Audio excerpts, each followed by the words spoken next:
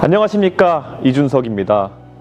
저는 오늘 3.1절을 맞아 이곳 상하이에서 대한민국의 미래를 이야기하고자 합니다. 최근 탄핵 정국 가운데 혼란스러운 몇 주를 보내며 이 국면에서 대한민국을 위해 어떤 방향을 제시할 수 있을지 깊이 고민했습니다. 대한민국은 1919년 3.1운동의 정신을 이어받아 같은 해 4월 11일 이곳 상하이에서 건국을 선언했습니다. 조국의 독립이라는 지상과제를 실현하기 위해 독립운동가들은 이념과 출신을 뛰어넘어 큰 연대를 이루었습니다. 당시 임시의정원에는 독실한 기독교 신자이며 반공자유주의자인 이승만과 좌파 사회주의자인 여운형이 공존하며 독립을 위해 힘을 합쳤습니다. 상하이 임시정부 초대 국무원에서 주요 직위를 맡았던 용기 있는 인물들은 몇 살이었을까요? 임시정부를 수립할 때 이승만 박사는 43, 김규직 선생은 38이었고 도산 안창호 선생은 40이었습니다. 그들의 젊은 패기가 대한민국의 씨앗이 되었고 그들의 헌신적인 도전이 오늘의 대한민국을 일구었습니다. 그들은 이념이 달랐어도 적대하지 않았고 각자의 역할을 존중하며 오직 독립이라는 목표를 향해 앞으로 나아갔습니다. 그 정신이 1945년 광복으로 그리고 1948년 대한민국 정부 수립으로 이어졌습니다. 중일전쟁의 소용돌이 가운데 임시정부 소재지를 수도 없이 옮겨가며 1700km 떨어진 충칭까지 대장정의 길을 걸었어도 결코 낙담하거나 포기하지 않았습니다. 그들에게는 좌도 우도 아닌 오직 앞으로 나가는 길만 있었을 따름입니다. 우남 이승만 박사의 국제무대에서의 외교력, 윤봉길 의사에게 수류탄을 띄워주며 격려했던 백범 김구 선생의 결단력, 그리고 낭망은 청년의 죽음이요 청년이 죽으면 민족이 죽는다 고 설파했던 도산 안창호 선생의 개혁정신이 하나로 결합했기 때문에 우리는 독립을 이루었고 오늘의 대한민국을 만들 수 있었던 것입니다. 이승만이 여운형을 배척하고 여운형이 안창호를 배제했다면 또 안창호가 좌파 이동희를 경원시했다면 오늘날 우리는 번영하는 대한민국을 보지 못했을 것입니다. 다가오는 정치 일정을 생각하니 마음이 참으로 무겁습니다. 대통령이 파면되고 조기 대선이 치러질 가능성이 높은 상황에서 두 번째 탄핵으로 밀려오는 파도 앞에 작게는 보수진영, 넓게는 대한민국을 위해 어떤 역할을 제가 할 수 있을지 고민에 잠을 이루지 못했습니다.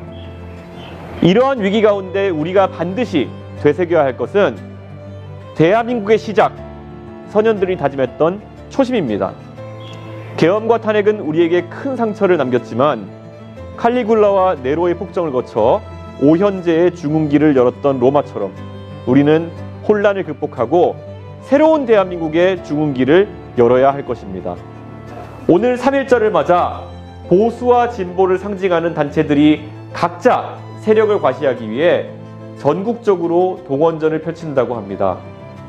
대한민국의 시작을 되새기고 미래의 지향점을 찾아야 할 때 아직도 과거에 파묻혀 삿바 싸움만 하려고 드는 사람들이 더 이상 대한민국을 이끌어서는 안 될 것입니다.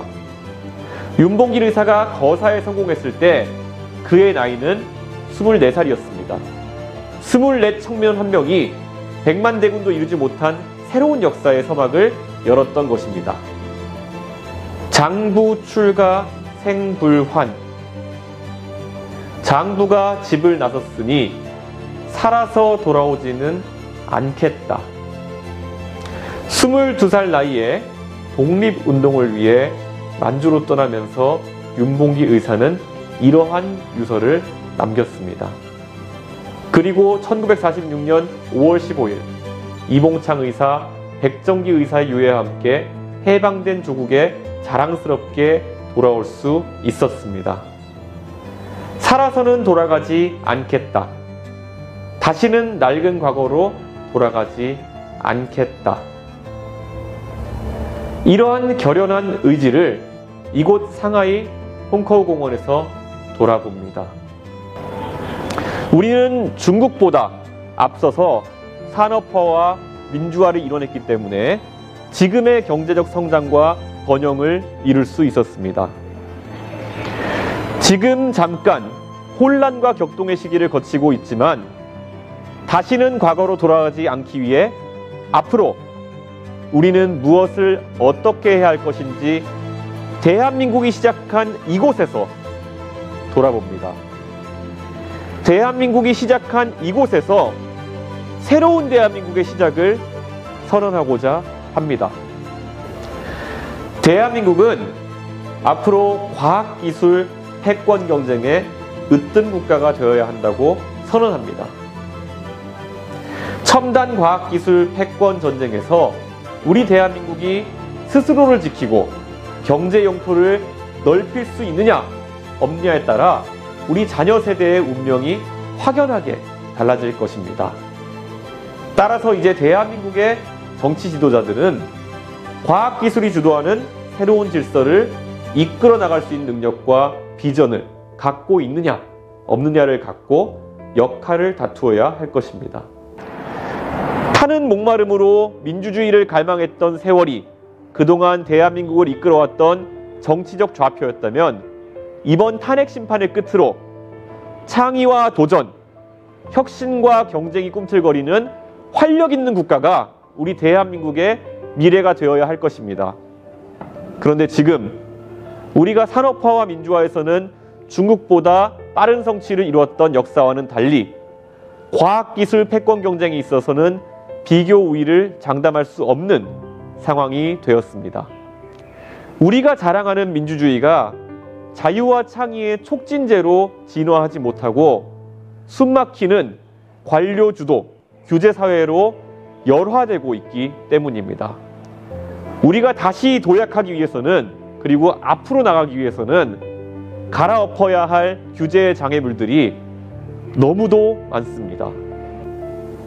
그동안 우리가 앞서가던 메모리 반도체 산업 분야에서 최근 정체기가 보이기 시작하자 그 원인의 주범으로 주 52시간 근로제도가 지목받고 있습니다. 흡사 근로시간만 연장되면 메모리 반도체 기술 경쟁에 있어 과거의 경쟁력을 회복할 수 있을 것처럼 묘사하곤 합니다. 과연 그럴까요? 그것이 전부일까요? 어떤 기업이 주 52시간 근로시간 때문에 경쟁을 할 수 없다고 하소연한다면 그래서 노동을 늘리는 것이 문제의 핵심이고 해법이라고 주장한다면 우리는 영원히 제조업 중심 대한민국의 수준에 머물러 있게 될 것입니다. 핵심은 거기에 있지 않습니다. 주 52시간 이상 일해야 하는 근로자가 있다면 그가 해외 여느 엔지니어 못지않은 추가 수당을 받을 수 있어야 하는 것이고 회사가 성공하더라도 나이와 호봉이 아니라 오롯이 능력에 따라 평가받을 수 있다는 확신이 우선시되어야 합니다. 반도체 회로를 설계하고 신약을 개발하기 위해 노력할 수 있는 인재가 기대소득의 격차 때문에 의치한 의대, 치대, 한의대 진학만을 고민하게 되는 사회에는 미래가 없습니다. 우리가 창의와 혁신을 제약하는 규제를 풀지 못하고 극심한 관료국가, 통제국가, 규제국가로 남아있다면 우리는 첨단 산업에 대한 경쟁력을 다 잃고 그러한 악몽을 떨치기 위해 연구와 비즈니스에 있어 전면적인 기준국가제를 시행할 것을 촉구합니다. 어떤 생명공학자가 일본에서는 할 수 있는 연구를 대한민국에서는 하지 못해서 연구의 터전을 일본으로 옮겨야 한다면 그것은 대한민국의 커다란 손실입니다. 새로운 IT 서비스를 기획하는 누군가가 규제기관의 문턱을 드나들다가 지쳐서 쓰러진다면 그것은 우리가 다시 일으켜 세워야 할 미래의 먹거리입니다. 중국의 과학기술 굴기가 우리에게 두려움을 주는 이유는 숫자나 규모에 있지 않습니다. 연구하고 싶은 분야를 과도한 규제로서 제한하지 않기 때문이고 연구와 개발에 매진했을 때 충분한 보상이 주어진다는 시장 경제와 자유 경쟁의 원리에 어쩌면 우리보다 충실하기 때문입니다. 과학기술의 선봉에 선 연구자들과 기업가들이 의치1을 선택하지 않은 것을 후회하지 않는 국가를 만들겠습니다.